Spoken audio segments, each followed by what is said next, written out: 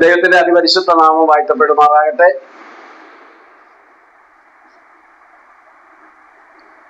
പലതരത്തിലുള്ള പ്രാർത്ഥനകൾ ഉണ്ട്.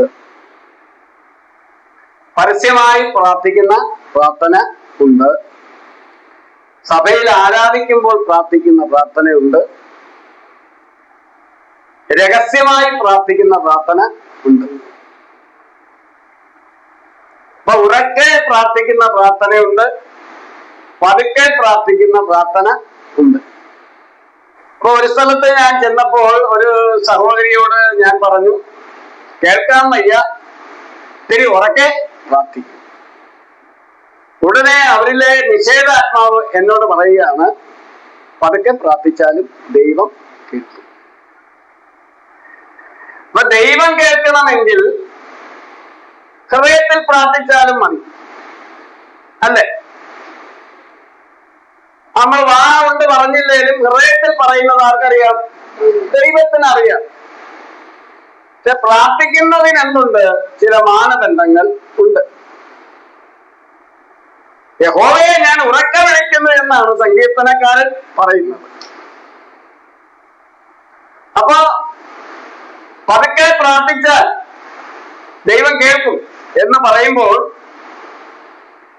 അപ്പോസ്തലനായ പൗലോസ് പറയുന്നു, നിങ്ങൾ പ്രാർത്ഥിക്കുന്നത് ഞങ്ങൾ കേട്ടില്ലെങ്കിൽ ആമേൻ എങ്ങനെ പറയും? പ്രാർത്ഥിച്ച് നിർത്തുന്നത് ചിലര് പ്രാർത്ഥിക്കുന്നതും അറിയത്തില്ല, നിർത്തുന്നതും നമുക്ക് അറിയാൻ പറ്റത്തില്ല. ആമേൻ പറയണ്ടേ? പ്രാർത്ഥിച്ച് നിർത്തുന്നത് നമ്മൾ കേട്ടാലല്ലേ എനിക്ക് ആമേൻ പറയാൻ പറ്റത്തുള്ളൂ. ആണോ? അല്ലേ? അതെ. സഹോദരി പ്രാർത്ഥിക്കുന്നത് ആമേൻ, യേശുവിന്റെ നാമത്തിൽ ഞാൻ പ്രാർത്ഥിക്കുന്നു, കൃപയോടെ കേൾക്കണമേ സ്വർഗീയ പിതാവേ എന്ന് പറയുമ്പോൾ നിങ്ങൾ എന്ത് പറയും? ആമേൻ പറയും. കേട്ടത് കൊണ്ടല്ലേ പറഞ്ഞത്. കേട്ടില്ലെങ്കിലോ? സ്തോത്രം. കേൾക്കുന്ന പ്രാർത്ഥന. ഒരു കൂട്ടത്തിൽ ഇരിക്കുമ്പോൾ എന്ത് ചെയ്യണം? മറ്റുള്ളവര് കേൾക്കണം. കേട്ടിട്ട് ആ പ്രാർത്ഥന തീരുമ്പോൾ ഒരുമിച്ച് എന്ത് ചെയ്യണം? ആമേൻ പറയണം എന്നുള്ളതാണ്. അപ്പൊ നമ്മൾ ഇരിക്കുന്നത് എന്തിനു വേണ്ടിയാണെന്ന് ഉൾക്കൊണ്ടുകൊണ്ട് നമ്മുടെ ദൈവത്തെ നമ്മൾ എന്ത് ചെയ്യണം? ആമേൻ ദൈവസന്നിധിയിൽ എന്ത് ചെയ്യണം? വാ തുറന്ന് എന്ത് ചെയ്യണം? പ്രാർത്ഥിക്കേണ്ട സമയത്ത് പ്രാർത്ഥിക്കണം. 50 പേരുള്ള സ്ഥലത്ത് 50 പേര് ഇവിടെ ഇരിക്കുക. ഞാൻ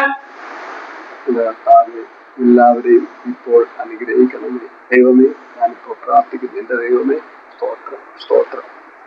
എല്ലാം കേട്ടായിരുന്നു? അപ്പൊ അവിടെ ഇരുന്നോണ്ട് പറയാണ്, കേൾക്കാൻ വയ്യ, പതുക്കെ പ്രാർത്ഥിക്കും. അപ്പൊ ഞാൻ പറയാണ്, പതുക്കെ പ്രാർത്ഥിച്ചാലും ദൈവം കേൾക്കും. അപ്പൊ പ്രാർത്ഥനയ്ക്ക് എന്തുണ്ട്? ഒരു മാനദണ്ഡമുണ്ട്. സ്തോത്രം. അപ്പൊ അവിടെ ദൈവം കേൾക്കും പതുക്കെ പ്രാർത്ഥിച്ചാലും. പക്ഷെ ഇരിക്കുന്ന ആളുകള് അത് കേൾക്കണ്ടേ?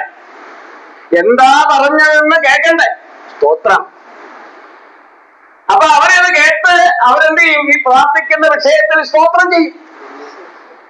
ഓരോ വിഷയങ്ങൾ ഒരാൾ പറഞ്ഞ് അയാൾ കേൾക്കുമ്പോഴാണ് സ്തോത്രം സ്തോത്രം. 50 പേരും എന്ത് ചെയ്യാണ്? ആ പറയുന്ന വിഷയത്തിൽ സ്തോത്രത്തിൽ ജാഗരിക്കുകയാണ്. അങ്ങനെ വരുമ്പോഴാണ് ആ പ്രാർത്ഥനയ്ക്ക് എന്ത് വരുന്നത്? മറുപടി വരുന്നത്. അല്ലാതെ ആമേൻ സ്തോത്രം ഉള്ള പ്രാർത്ഥന എന്ത് ചെയ്യത്തില്ല? ആമേൻ നമുക്ക് ആമേൻ പറയാൻ പറ്റത്തില്ല, അതിനൊരു ഐക്യത വരത്തില്ല. സ്തോത്രം.